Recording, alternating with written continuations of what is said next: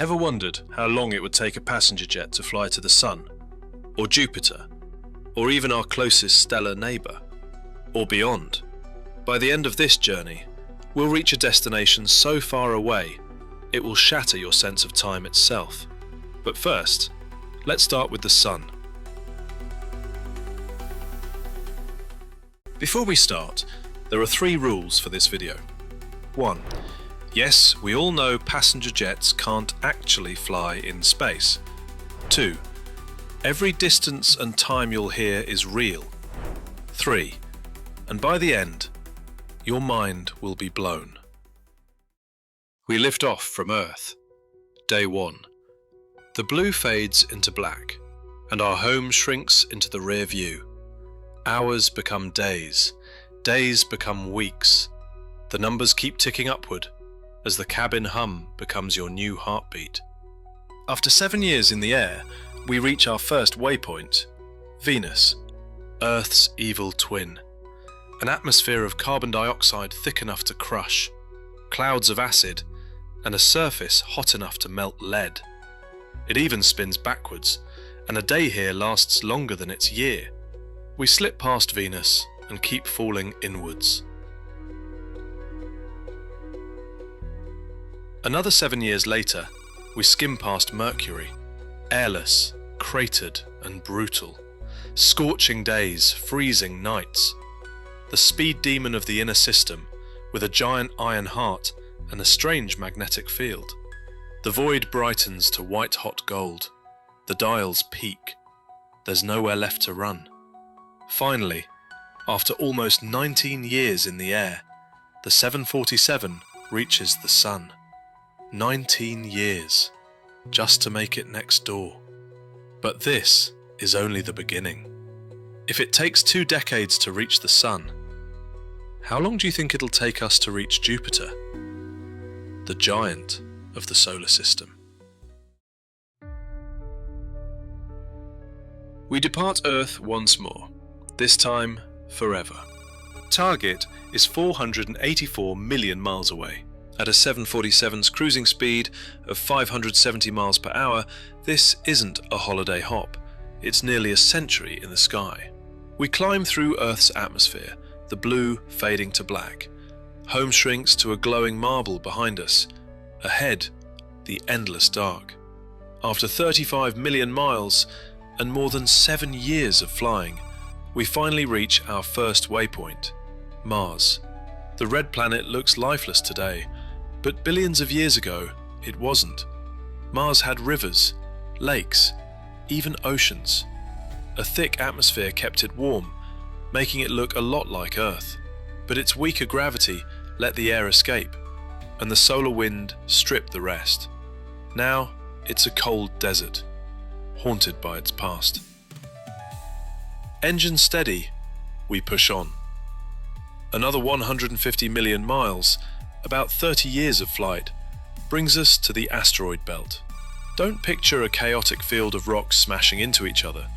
In truth, it's more like a vast desert scattered with millions of objects, from dust grains to dwarf planets like Ceres.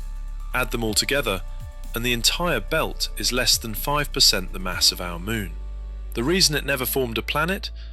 Jupiter's immense gravity kept the pieces apart. Then comes the final leg, 300 million miles more. At our speed, that's another 60 years in the air. As Jupiter swells ahead, something else appears first. Its moons, dozens of them, like a miniature solar system in orbit. The big 4, Io, Europa, Ganymede and Callisto, shine brightest, each a world in its own right. And finally, after 97 years of continuous flight, Jupiter itself fills the view. A gas giant so massive it could swallow 1,300 Earths. Wrapped in bands of clouds and crowned with the great red spot. A storm larger than our entire planet. If you thought those numbers were insane, they were nothing. Our next stop is so far away it will warp your sense of reality. Proxima Centauri, the nearest star beyond our own sun. Leaving Jupiter behind, we head deeper into the solar system. Our destination? Proxima Centauri, the nearest star beyond the Sun. Distance 24.9 trillion miles. At 570 miles per hour, that's not just a long haul, it's practically forever. But let's take it one stop at a time. First waypoint, Saturn. It waits another 400 million miles beyond Jupiter. At this speed, that's about 80 years of flying. Saturn greets us with its impossible rings, a system so wide they'd stretch from Earth to the Moon. Next stop, Uranus, an ice giant tilted on its side, rolling through space like a ball.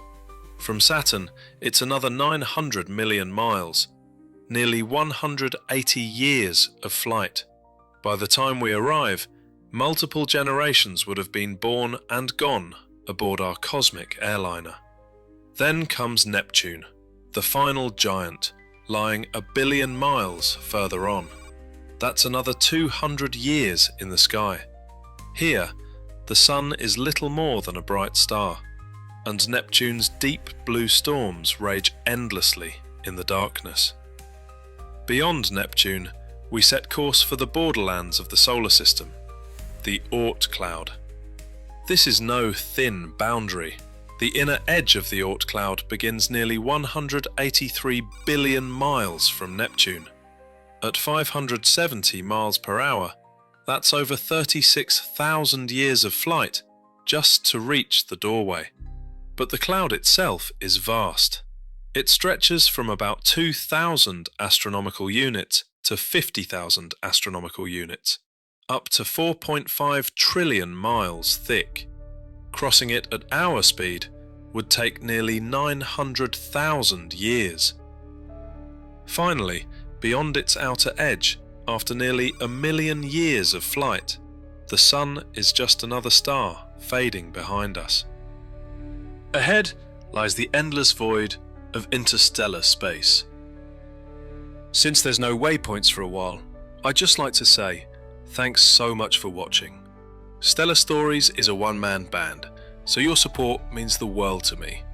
Every interaction from you helps more than you know, so please consider liking, maybe even trying out YouTube's new hype feature to help increase the channel's reach. Now, back to the flight. No planets, no landmarks, just a long, empty night between stars. Until at last, a faint ember flickers ahead. Proxima Centauri, the closest star to our Sun, 4¼ light-years away. After almost 5 million years of flying at 570 miles per hour, our 747 finally arrives. And orbiting this red dwarf is Proxima b, a rocky world, maybe Earth-like, maybe not. It's the kind of planet astronomers dream about, close enough to tempt us, yet impossibly far with today's technology. From Earth to Jupiter took a century. From Earth to Proxima Centauri, nearly 5 million years. And that's the nearest star. We've left the Sun far behind and reached another star. But what happens if we aim for the center of our galaxy? A place of black holes, chaos, and energy beyond imagination.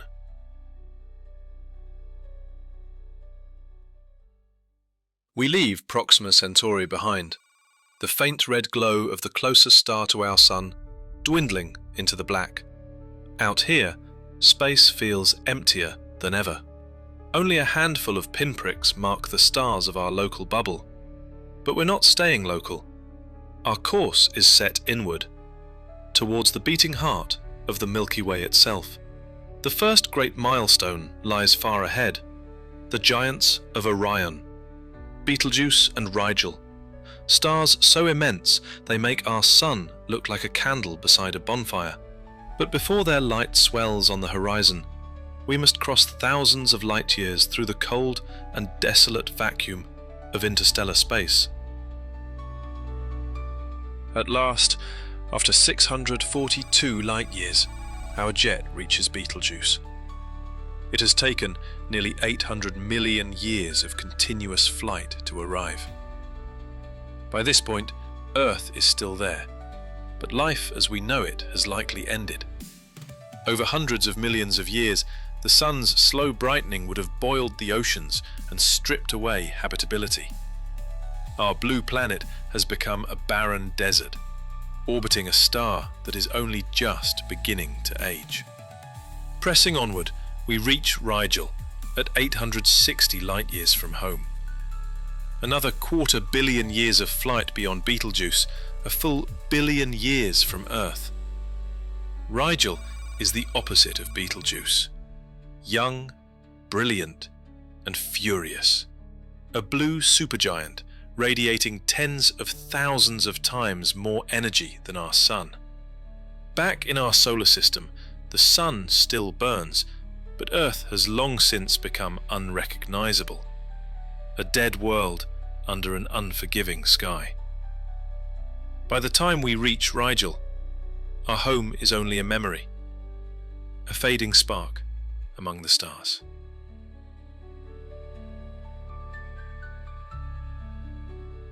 But Orion is only a waypoint. Ahead lies a cradle of creation, the Eagle Nebula, home of the pillars of creation. To reach it, our jet has flown 6,500 light-years. The journey has lasted nearly 8 billion years. Here, the void gives way to titanic clouds of gas and dust, sculpted into towers light-years tall. Inside them, gravity pulls matter into new stars. We pass suns in their infancy, stellar nurseries blazing in the shadows. And yet, while stars are being born here, the wider universe is already shifting. By this point, the Milky Way and Andromeda have merged into a swollen elliptical, drifting through expanding space. Creation and destruction play out on opposite scales. Suns kindling in the Eagle Nebula, while galaxies themselves begin to thin and fade. From there, we plunge deeper.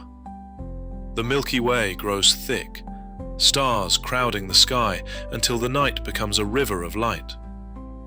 Ahead rises the galactic bulge, the swollen heart of our galaxy, a sphere of ancient stars crowding together in golden light. From the Eagle Nebula, it is nearly 15,000 light-years away. At the pace of a passenger jet, the crossing takes over 17 billion years. By now, the Sun has long since collapsed into a faint white dwarf, glowing weakly as it cools. Earth is nothing but a scorched and airless rock. Yet here, in the bulge, suns burn in their tens of millions, packed so densely that the night sky would blaze like perpetual dawn. Still, the journey is not over.